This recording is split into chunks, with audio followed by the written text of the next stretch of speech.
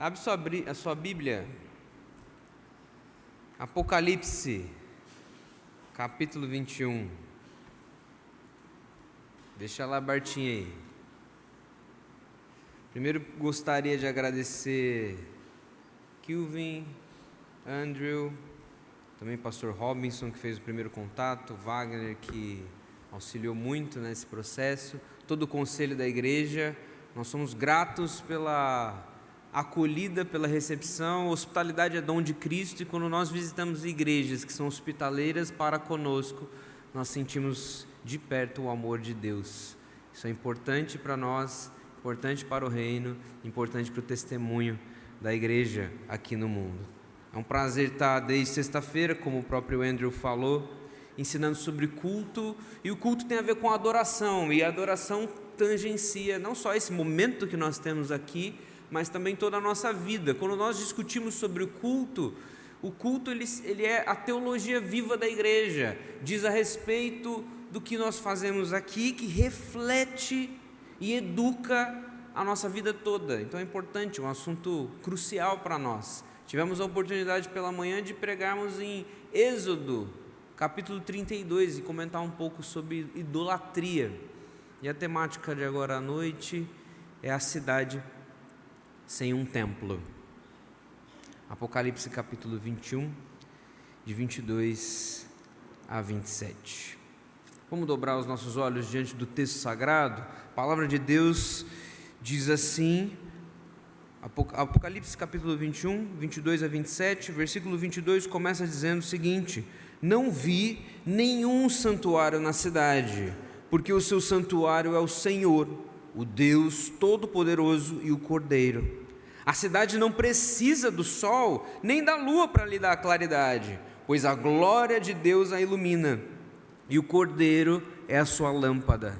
As nações andarão mediante a sua luz, e os reis da terra lhe trazem a sua glória. Os seus portões jamais se fecharão de dia, pois nela não haverá noite. Nela não entrará nada que seja impuro, nem que pratique abominação e mentira, mas somente os inscritos no livro da vida do Cordeiro. Glória a Deus. Feche seus olhos, gostaria de orar novamente. Pai eterno, a tua eternidade, Pai, a segurança eterna contigo moldam o nosso presente. Cuida desse momento, Pai, enquanto o Senhor administrar em nós a esperança através da Tua palavra. Que não sejam as nossas ideias nem a nossa boca falando, mas seja o Senhor instruindo a Tua igreja. Em nome de Cristo Jesus, o Cordeiro que venceu, esse digno de abrir o livro, este que reconcilia consigo mesmo todas as coisas, Jesus Cristo. É no nome dele que oramos. Amém. 3 pontos para hoje: o santuário do Senhor, a glória de Deus que ilumina a cidade, e como que nós entendemos a dinâmica dos inscritos no livro da vida do Cordeiro. Talvez os mais antigos, e quando nós vamos discutir sobre plantação da igreja, inclusive eu estava tendo uma conversa hoje à tarde com o Wagner, e a gente observa que, talvez você saiba disso, toda cidade, em seu começo, dentre as várias coisas que acontecem na cidade, possui uma igreja. Bom, cidades históricas sempre possuem uma igreja bem no seu centro, bem, às vezes na frente de uma praça e tudo mais. Isso acontece, a igreja de São José, lá na cidade de Belo Horizonte, por exemplo, a igreja presbiteriana do Alto do Jequitibá, lá em Minas Gerais. Acontece com a Aparecida do Norte, tem uma igreja ali gigantesca, não sei quantos de vocês já visitaram o estado de São Paulo, puderam passar perto ali. Acontece com a igreja presbiteriana no Rio de Janeiro, a catedral da igreja presbiteriana, na frente de uma praça. Acontece também com 2 igrejas que talvez vocês conheçam, a igreja Nossa Senhora da Misericórdia, conhece essa igreja? E a Catedral Basílica da Nossa Senhora das Neves, ali construída em 1586, se eu pesquisei certo, se eu pesquisei errado, aí vocês vão me corrigir no final. É incrível você pensar isso, que seja numa cidade grande, que já se desenvolveu, seja numa cidade pequena, de interior, você vai perceber que a igreja, seja ela católica ou protestante, ela faz parte crucial da cidade. Toda igreja tem um santuário. Toda cidade possui uma igreja. Quando você conhece a cidade, você muitas vezes acaba conhecendo também a sua igreja. Bom, o que isso tem a ver com a fala de hoje, principalmente com o texto que nós separamos hoje? Dobre os seus olhos lá no versículo 22. João está aqui descrevendo uma cidade celestial. Se você tiver curiosidade ou já teve familiaridade de ler o livro de Apocalipse, você percebeu que o próprio capítulo 21, depois de toda a narrativa do livro, começa a descrever a cidade celestial, a Nova Jerusalém. E você consegue observar que essa Nova Jerusalém é descrita com uma beleza magistral. A Nova Jerusalém, essa cidade celestial, ela é colocada no alto do monte, ela tem grande beleza, ela brilha a glória de Deus constantemente. Olha no texto e você comenta nesses versículos anteriores, porque tem lá a cidade revestida de jaspe. Ela revela muito sobre a origem da cidade, a raiz do descendente de Davi. Veja nos versículos anteriores ao 22. Ela é repleta de riqueza, ela é repleta de beleza, ela é repleta de detalhes ornamentais. Ela tem uma beleza, como eu disse, magistral. É um paraíso restaurado. É um lugar em que temos esperança, e a esperança de todo cristão está em um dia desfrutar da habitação na Jerusalém Celestial. Nós cantamos sobre isso, a última estrofe do Sou Feliz. Eu espero, eu aguardo o dia que eu vou desfrutar da presença de Jesus. E aonde nós vamos desfrutá-la? Na nova cidade. Nós, nessa nova cidade, desfrutaremos a presença eterna do Deus Criador dos céus e da terra, a doce e perene companhia de Deus. Ele descreve essa cidade, mas da mesma forma que no começo eu estava dizendo, quando você encontra uma cidade, você observa que existe um santuário. A primeira frase desse trecho no 22, não vi nenhum santuário na cidade.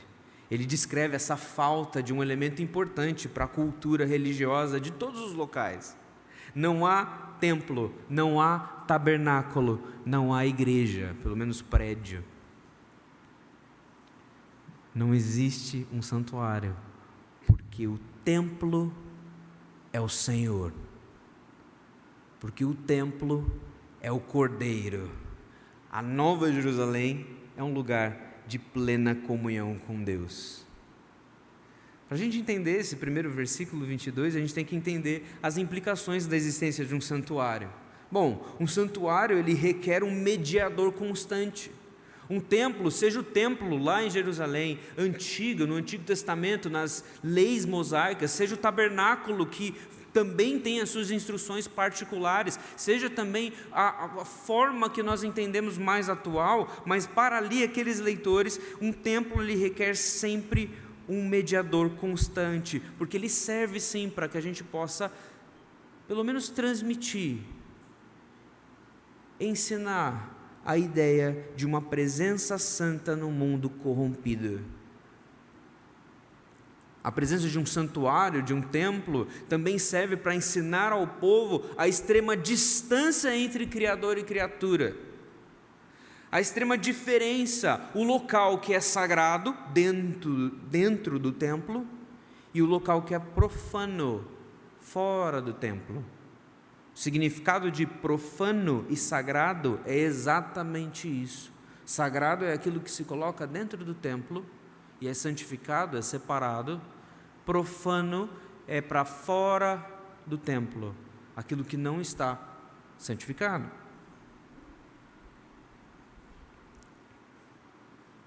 Mas na nova cidade, o mundo não é mais corrompido. Na nova cidade, não são mais necessários mediadores.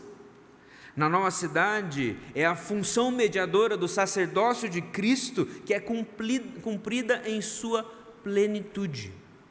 E por isso, é o Cristo o próprio templo.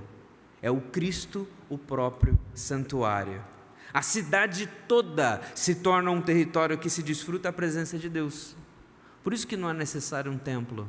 Por isso que ele não vê nenhum santuário. Porque não existe mais essa separação.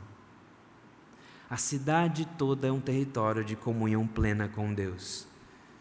Olha para a Escritura Sagrada no Antigo Testamento, você percebe que Ezequiel, por exemplo, dedica 7 capítulos para a descrição do novo templo, desse segundo templo, uma vez que o primeiro é demolido, há esse sonho da construção de um novo templo para depois do exílio, para depois de um período. E esse segundo templo, apesar de ser concluído, nunca cumpriu o seu ideal pleno. Veja, em Esdras capítulo 3 também é dito que quando esses mais velhos, que se lembravam da beleza do templo de Salomão, quando é reconstruído, eles choram, porque tal beleza não estava conseguindo ser emulada na sua plenitude.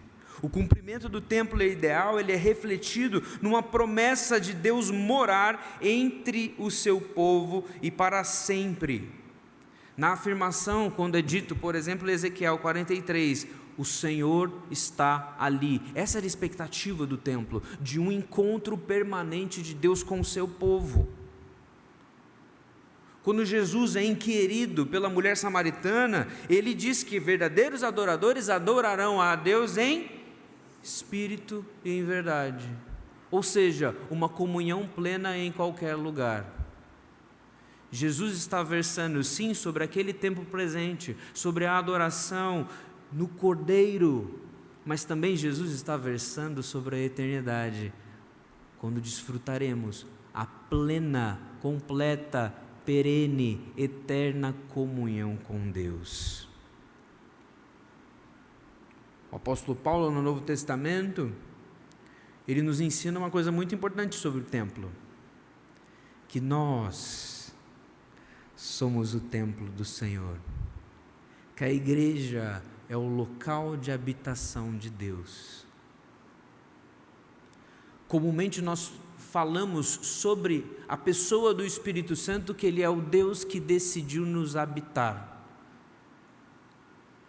Se no Antigo Testamento, no tabernáculo, Deus tabernaculou ali entre o seu povo, no templo, ele ocupa o templo, o Senhor está ali. Na era atual, quando nós desfrutamos da nova aliança em Cristo Jesus, o templo é a igreja, somos nós. E na nova cidade não há mais santuário, porque o próprio Senhor é o santuário, e nós desfrutamos da comunhão plena com Ele. Não precisamos mais de símbolos para dizer alguma coisa, tudo está cumprido na Nova Jerusalém. O templo e a cidade santa são um e o mesmo. Um teólogo norte-americano chamado Robert Godfrey, ele fala que então a visão do templo para o povo de Deus, em parte, força a humanidade a reconhecer o quanto nós somos separados de Deus e o tamanho da distância entre o santo Deus e a humanidade impura e em pecado. Agora, nesse texto aqui, versículo 22, não há templo porque não há mais separação, porque o santo Deus se cercou de um povo santo que Ele mesmo separou e santificou. Comunhão plena desfrutada na nova cidade. Mas o texto continua e a gente observa no versículo 23 que a cidade, além de não ter um santuário, ela não precisa do sol nem da lua para lhe dar claridade. Isso é muito semelhante a um texto do profeta Isaías, lá no capítulo 60, versículo 19 ao 22, que diz o seguinte: nunca mais o sol será a sua luz durante o dia, e o resplendor da lua nunca mais a iluminará, pois o Senhor será a sua luz perpétua, e o seu Deus será a sua glória. O seu sol nunca se porá, a sua lua nunca minguará, porque o Senhor será a sua luz perpétua, e os dias dias do seu luto chegarão ao fim. Todos os do seu povo serão justos e para sempre herdarão a terra. Serão renovos que eu plantei, obra das minhas mãos, para que eu seja glorificado. O pequeno virá a ser 1000, o menor uma nação forte. Eu, o Senhor, farei com que no tempo certo isso logo se cumpra. O Senhor Deus e o Cordeiro, eles compartilham da mesma glória. Olha lá para João, capítulo 1, quando você tem lá o prólogo do Evangelho de João, o que é dito sobre a glória de Deus. Como Cristo demonstra a plenitude da glória de Deus. Pois aqui o Cordeiro, nesse texto, é a fonte da luz, o próprio Deus. Essa luz divina, ela ofusca todas as outras fontes de luz, todas as outras fontes menores, todas as fontes de luz se tornam irrelevantes perto do brilho do Cordeiro. É por isso que ele escreve que lá não haverá noite, é por isso que ele escreve que o sol não é necessário, que a lua não é necessária. A glória de Deus na cidade celestial, ela é eterna, constante, plena. Hoje, a gente reconhece que observamos a glória de Deus de algumas maneiras distintas. Talvez você já tenha escutado sobre a revelação geral e como que dentro de comentários sobre a revelação geral, inclusive João Calvino fala isso, que quando eu olho a revelação geral de Deus, a glória de Deus na natureza, por exemplo, elas são centelhas da glória de Deus. A grandeza da natureza, a glória de Deus demonstrada no próprio mundo criado, em toda a criação, elas são como centelhas dessa glória. E isso nós entendemos e vemos. Inclusive o apóstolo Paulo em Romanos diz que pode-se conhecer que existe um Deus, porque a glória dele é manifestada através da sua criação. A glória de Deus também é manifestada através das ações do Espírito, por meio da comunhão da igreja. A gente vê isso em Efésios capítulo 1, porque nós somos para o louvor da sua glória.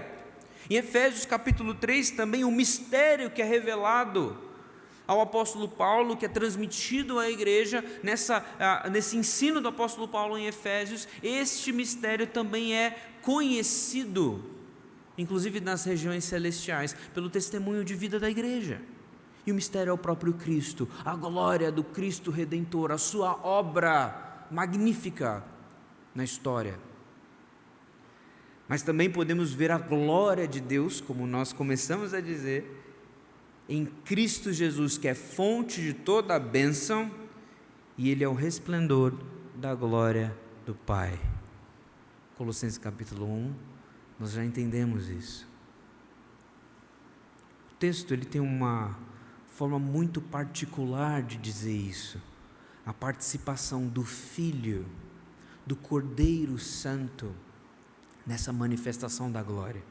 Veja, o versículo 22, ele fala: a cidade não precisa do sol, nem da luz para lhe dar claridade, pois a glória de Deus a ilumina, e o Cordeiro é a sua lâmpada. O Cordeiro é a sua lâmpada. Que incrível é ver como Cristo, supremo na criação e na nova criação, Ele é a plenitude de todas as coisas. Ele é a fonte do brilho eterno da glória do Pai. Bonito isso. A glória de Deus através do Cordeiro suprime a luz natural de todas as outras coisas. Não há noite, não há espaço para a escuridão de nenhum tipo. E o texto, lembrando dessas duas coisas, há uma comunhão plena com Deus, não há santuário na cidade, o santuário é o próprio Senhor e o Cordeiro, e também não há noite na cidade, porque a luz constante é o próprio brilho da glória de Deus, e o Cordeiro é a sua lâmpada. Isso tem implicações para a população daquela cidade. Veja o versículo 24. As nações andarão mediante a sua luz, e os reis da terra trazem a sua glória. Os seus portões jamais se fecharão de dia, pois nela não haverá noite. E lhe trarão a glória e a honra das nações. Nela não entrará nada que seja impuro, nem o que pratica abominação e mentira, mas somente os inscritos no livro da vida do Cordeiro. Somente os inscritos no livro da vida do Cordeiro. Já que todos os presentes nessa cidade desfrutam de plena comunhão com Deus, porque o santuário é o próprio Senhor, porque a comunhão com Deus é plena, e a luz do Cordeiro se espalha de maneira total, não há quem não se renda à sua glória. Não há impuros, não há rebeldes, não há mentirosos. Por isso os portões não se fecham, porque todos desfrutam essa plenitude da verdade. Não tem espaço para mentira, não tem espaço para inveja, não tem espaço para assassinato. Então a cidade é plenamente segura. À noite, ela não precisa fechar os seus portões para se proteger.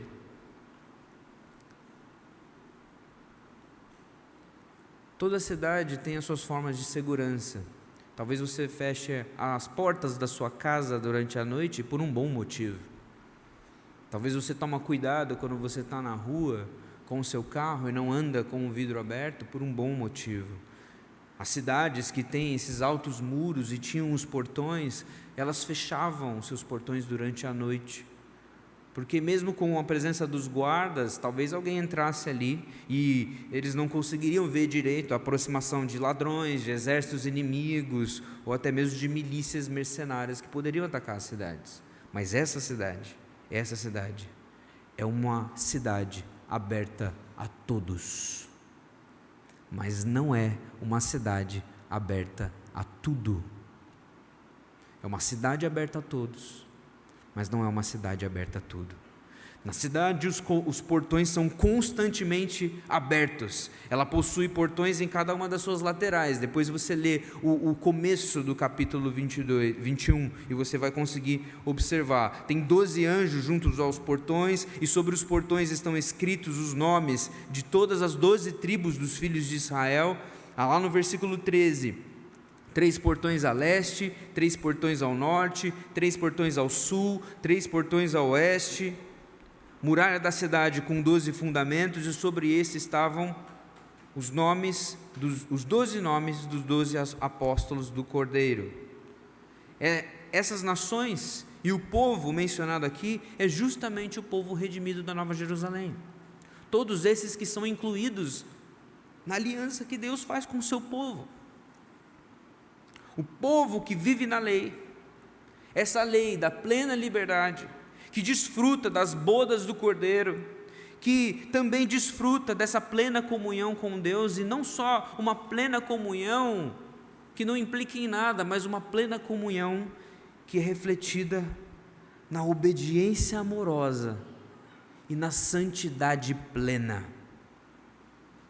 Já diz um comentarista que os habitantes da Nova Jerusalém, eles vêm de todas as tribos, povos, línguas, nações. Eles foram comprados com o sangue do Cordeiro. Isso a gente observa em Apocalipse 5, versículo 9. Fazem parte da grande multidão que ninguém pode contar. Apocalipse 7, versículo 9. Os reis da terra estão entre aqueles que têm o privilégio de governar com Cristo, porque não receberam a marca na testa ou na mão. Apocalipse 20, 4 e 6. Certamente, esses cidadãos aqui são cidadãos no reino de Deus e não moram fora da cidade, são habitantes dessa cidade, porque fora da cidade de Deus não há nada a não ser o lago de fogo. E aí essas nações que moram na cidade, elas são repletas da luz divina que ilumina toda a cidade santa, e então vivem para a glória. E o resultado de viverem nessa glória resplandente de Deus é justamente uma vida que rende glória ao Senhor e uma vida de honra ao próprio Deus. Os habitantes não buscam glória própria. A gente viu isso dentro dos versículos. Os reis, eles lhe trazem a sua glória, versículo 24. Eles vivem em contínuo louvor, eles servem a Deus. E por conta disso, deles desfrutarem uma comunhão perene, virem a glória de Deus, serem iluminados pela luz do Cordeiro, não há espaço para impureza, não há espaço para nada que não seja a santidade do Senhor. Os remidos, desfrutando da plenitude de Cristo, eles vivem conforme a sua imagem restaurada em cada um. Eles não necessitam, não precisam de auxílio nas tentações e provações, porque não há mais necessidade disso. Eles já desfrutam de uma vida glorificada. A gente comentou um pouco aqui, um pouco mais cedo, que estamos nesse processo de santificação. Quando desfrutarmos da glória de Deus na santa cidade que Ele tem preparado para nós, não haverá mais necessidade da santificação, ela já será plena. Seremos verdadeiramente e plenamente santos do Senhor. E por isso que na nova cidade não tem espaço para injustiça, para abominação, para mentira, para violência. Há espaço para todos, mas não há espaço para tudo. Essa comunhão plena com o Cordeiro, a glória que ilumina a nova criação, a santidade desfrutada em Deus, fazem essa cidade, essa nova Jerusalém, a cidade que não existe noite, não existem santuários erigidos, não existem portões fechados, é uma cidade separada para todos os que descansam no Senhor, que têm as suas vidas redimidas pelo sangue verdadeiro do Cordeiro. Glória a Deus, glória a Deus. Eu gosto muito de Crônicas de Nárnia. Talvez você tenha lido alguns dos livros do C.S. Lewis e já tenha familiaridade com Nárnia, com Pedro, Lúcia, Susana, Edmundo, tenha familiaridade com Aslan. No último livro, o 7º livro, chamado A Última Batalha, tem um momento que os personagens ali, eles estão dentro de um celeiro. Eles estão passando por uma problemática terrível, porque tem uma tentativa de um falso Deus. E eles entram ali, e junto com eles há uma porção de anãos. E esses anãos, eles estão ali cercados uns dos outros, eles são carrancudos, eles são chatos, eles são teimosos. Mas Aslan, que é o criador de Nárnia, que é esse que já tinha se sacrificado em troca da vida de um desses seres, filhos de Adão e filhos de Eva, que tinha se colocado no lugar de Edmundo, que já tinha auxiliado vários deles. Aslan então aparece. Ele começa a conversar com aqueles reis de Nárnia, com os personagens principais do livro, e de repente aquele celeiro não era mais um celeiro. Aquele celeiro era um grande campo, e eles estavam desfrutando da brisa que batia nas árvores, eles podiam desfrutar de um grande banquete que Aslan tinha preparado, e eles estavam lá e foram oferecer então essa ajuda, esse auxílio àqueles anãos. Porque esses anãos, eles estavam ali, embora parecesse que era um campo totalmente livre, os anãos estavam todos apertados uns nos outros, todos esmagados uns nos outros, olhavam para cima como se não conseguissem enxergar todas as coisas, como se ainda estivessem naquele celeiro escuro. E ao oferecer uma maçã, por exemplo, os anãos jogavam de volta a maçã e falavam assim: para de me dar uma comida podre. E aí eles ofereciam alguma outra coisa e falavam assim: para de me dar um graveto. E quanto mais eles tentavam ajudar, mais eles percebiam a resistência terrível daqueles anãos. Terrível. Então Aslan fala: olha só, vocês estão conseguindo enxergar essa nova liberdade que vocês estão desfrutando. mas esse anão aqui, aquele anão ali, eles estão tão imersos em sua rebeldia, que eles não conseguem desfrutar da presença plena aqui do Rei verdadeiro de Nárnia, não conseguem desfrutar da plena comunhão e, portanto, eles vivem escravizados em suas próprias reclamações. Aí os anões, eles ficam lá, e Aslan leva todos esses que estavam ali e os transporta. Eles começam a ver que Nárnia começa a mudar. E de repente, dentro de todo esse final apoteótico do livro, que é uma das formas do próprio C.S. Lewis interpretar o que acontece na consumação de todas as coisas, ao seu próprio modo, eles percebem que existem Nárnias dentro de Nárnias dentro de Nárnias, um infinito dentro de um infinito, um lugar de plenitude abundante, um lugar onde não tem sofrimento, um lugar onde não há mais dor, um lugar onde todos os lugares encontram um lugar.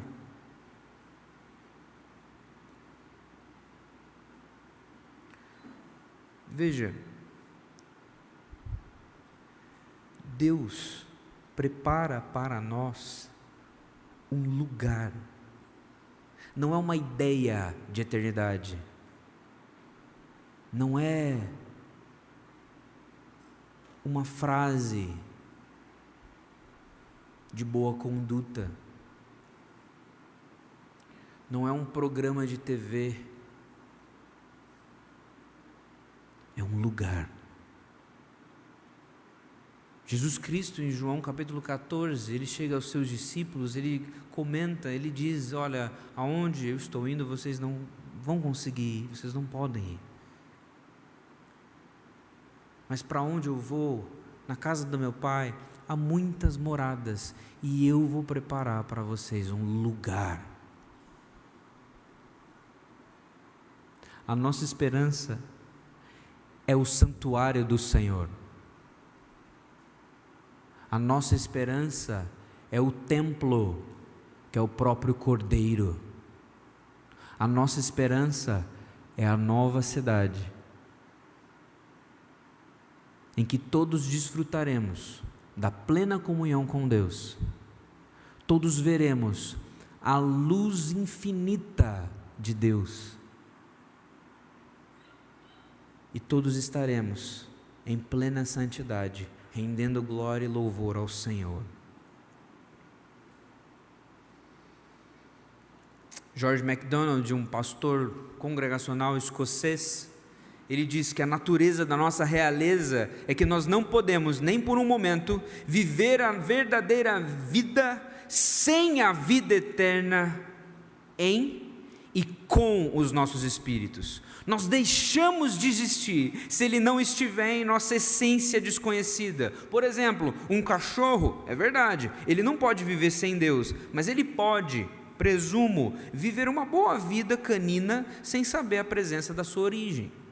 O ser humano, contudo, está morto se não conhecer o poder que lhe criou, o seu eu mais profundo, a presença que não é ele e que está mais próximo dele do que si mesmo, a presença que é infinitamente mais do que ele, mais seu próprio ser do que ele próprio. Desfrutar da eternidade no Senhor é sermos mais nós mesmos do que jamais fomos, porque nós não somos de nós mesmos, nós somos do Senhor. E na santidade plena desfrutada é o período em que o infinito reinará. George MacDonald, ele continua, e é um livro muito bom, inclusive, chamado A Esperança do Evangelho, e ele fala sobre acreditar em Cristo.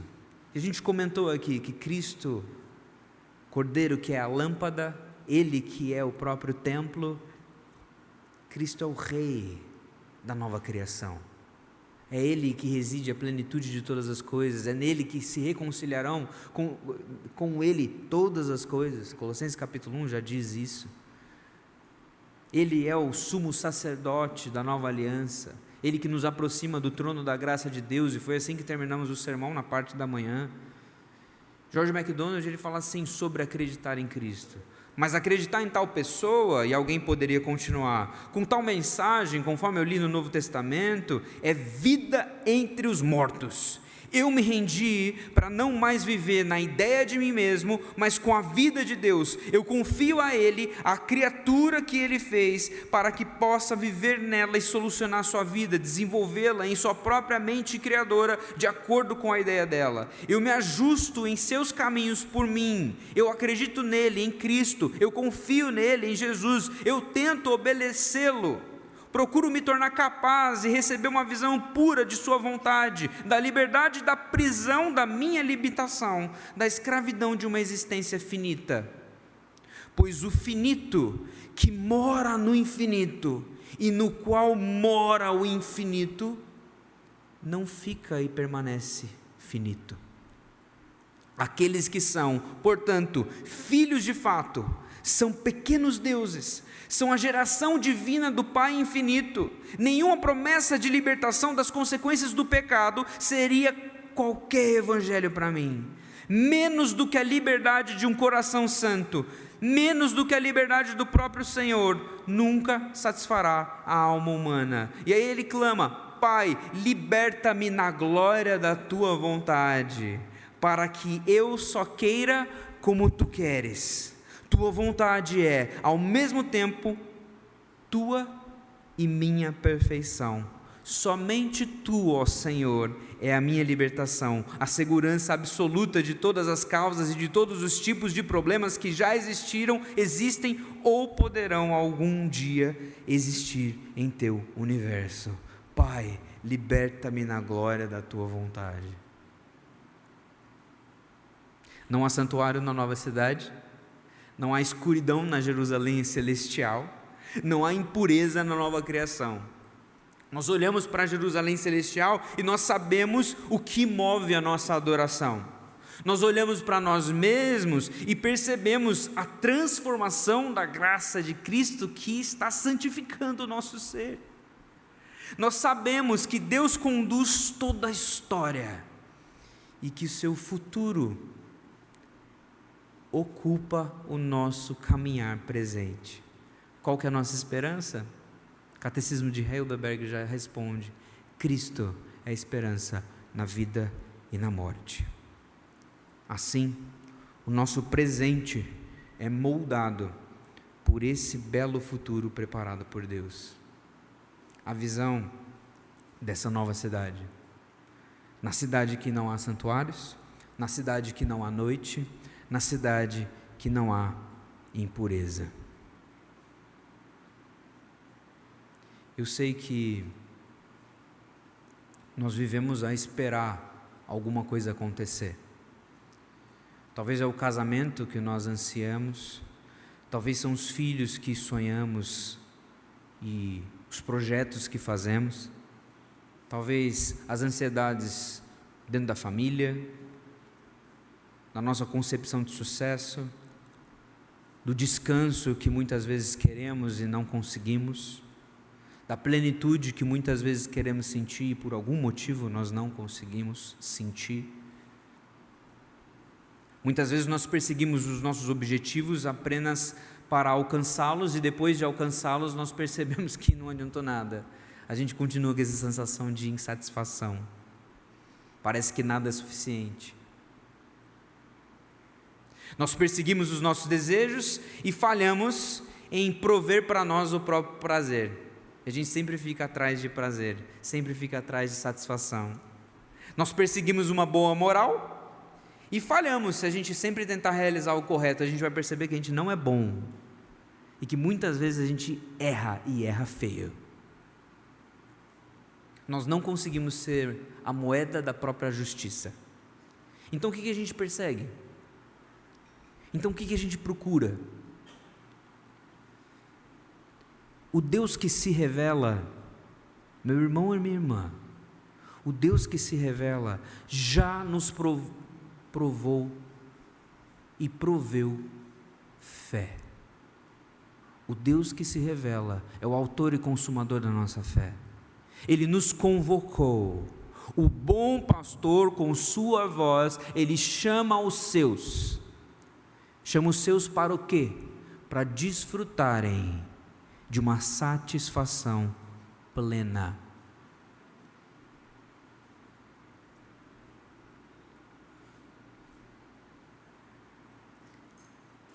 Há um pastor presbiteriano, lá de Brasília, um grande amigo, que escreve algumas histórias. Reverendo Emílio Garofalo Neto tem uma das histórias dele que chama O Peso das Coisas. É uma história muito interessante, curta, vale a pena ler.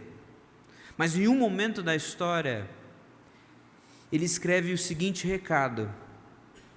É um recado talvez para os personagens dessa história, mas inegavelmente é um recado para você e para mim. Porque ele diz o seguinte: enquanto vocês esperarem deste mundo mais do que ele mesmo pode oferecer, vocês só irão se frustrar. Mesmo nos melhores momentos, ainda haverá incompletude. Vocês precisam de algo que esteja acima do sol, para que o coração de vocês encontre real descanso. Isso está lá no Peso das Coisas, do Emílio Garofalo Neto. Quem é a plenitude de todas as coisas? Jesus Cristo. É Jesus que está acima do sol, dos luminares, é Jesus que é Ele que provê o descanso eterno ao nosso coração incansável. De todas as coisas que nós falamos hoje, que nós saiamos daqui alimentados de esperança, na certeza de que o santuário é o Senhor, na certeza de que a sua luz tem sua fonte no Cordeiro, e de que essa cidade santa que Ele está preparando para a habitação do seu povo é povoada pelos santos de Deus inscritos em seu livro. São esses remidos que vão desfrutar eternamente da glória de Deus. Aleluia! Essa é a nossa esperança. A certeza de que desfrutaremos comunhão plena, a certeza que veremos a luz da glória de Deus resplandecendo constantemente e que desfrutaremos de santidade plena ao lado do nosso Senhor. Que isso alimente as nossas decisões, que isso alimente a nossa semana, que isso alimente a nossa adoração, porque não é outro assunto que nós falamos. Não é outra satisfação que nós ansiamos. Nós vivemos esperando e ansiando o retorno do nosso Rei, a volta de Jesus Cristo, que nos levará consigo mesmo na habitação da nova cidade. Baixa sua cabeça, vamos orar.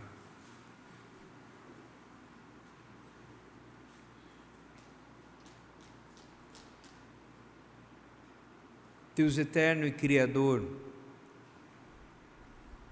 nosso bom Pai, que nos inclui, que nos acolhe, que nos provê um lugar à Tua mesa, que através do sacrifício do Teu Santo Filho, nos provê uma vida de comunhão com o Senhor.